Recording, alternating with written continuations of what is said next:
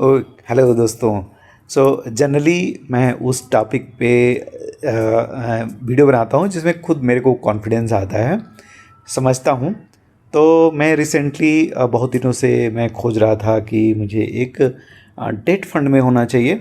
Date fund में अच्छा खासा स्टेबल बनाने के लिए अपने पोर्टफोलियो को। तो ऐसे करते करते बहुत सारे डेट फंड्स तो बहुत हैं, लेकिन डेट फंड्स का जो टैक्सेशन है बहुत ही बुरा हो रखा है, राइट। उसमें टैक्स बहुत ज़्यादा लग रहा है। तो मैंने क्या किया, मैं खोजते खोजते देखा कि ये वाले जो हैं Kotak equity savings fund direct growth. मैं ये नहीं बोल रहा हूँ कि इसी में आप डालो, ठीक है, इसमें जरूर नहीं है इसमें आप डालो। मैं जस्ट बता रहा हूँ कि कैसे काम कैसे करता है ये, ठीक है। अभी क्या है, इसका पोर्टफोलियो देखो, इसका पोर्टफोलियो देखोगे आप तो इसमें दिखाएगा आपको कि इक्विटी 72% है, ठीक है, इक्विटी 72% है।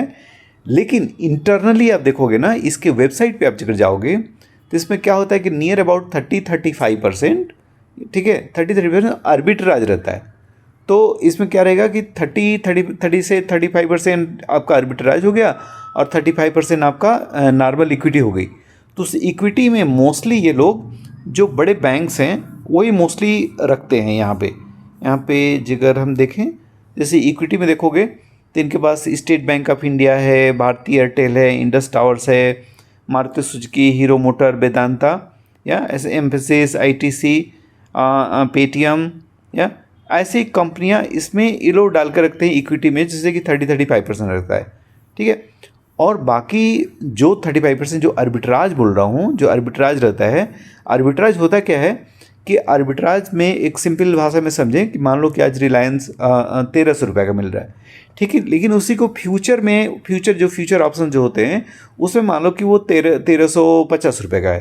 तो क्या करे, अभी यहाँ पे खरीदे वहाँ पे बेचे, मतलब सीधे सीधे ये 50 रुपये का जो आर्बिट्राज है उन्होंने ले लिया, ठीक है। ये मान लो कि 1 महीने का डेरिवेटिव में ऐसा अवेलेबल है, इन्होंने ऐसे ले लेते हैं, ठीक है।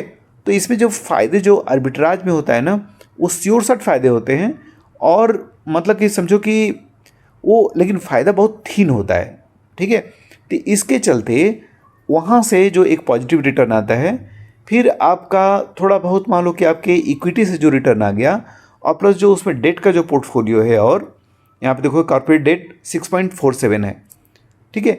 इस तरीके में और जगह जाओगे तो इसमें जैसे और एग्जांपल ले लो आपका dynamic asset allocation, hybrid type के नहीं, हाइब्रिड एक अलग चीज़ हो गया, लेकिन जो डायनेमिक वाले में एक है डीएसपी का डायनेमिक। तो डीएसपी डायनेमिक देखोगे तो वो थोड़ा सा और ज़्यादा देते हैं।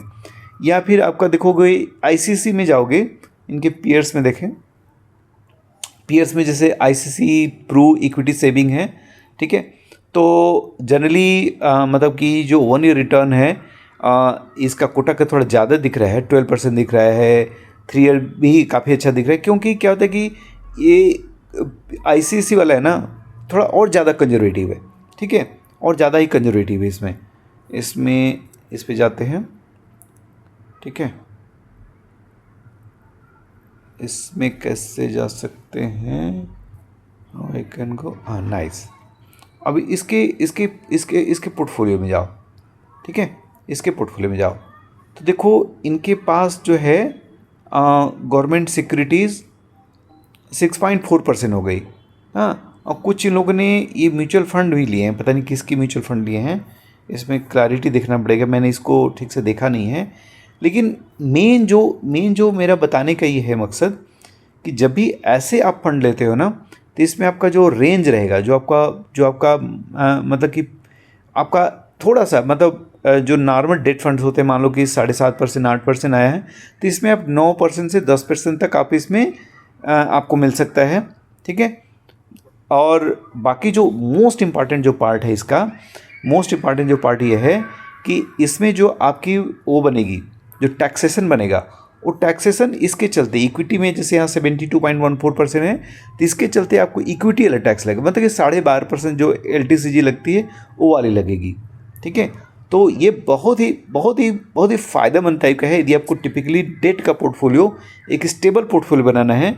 अब इसमें जाओगे आप कहीं, जैसे इनके रिटर्न देखोगे आप कहीं, तो रिटर्न इनके कहीं से भी कहीं आप अगर रिटर्न इनके देखोगे ना, तो कहीं आपको निगेटिव रिटर्न नहीं दिखेंगे, ठीक है।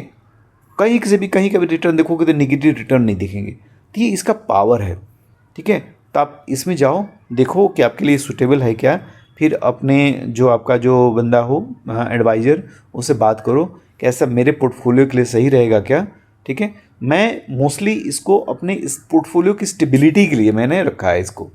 Thank you.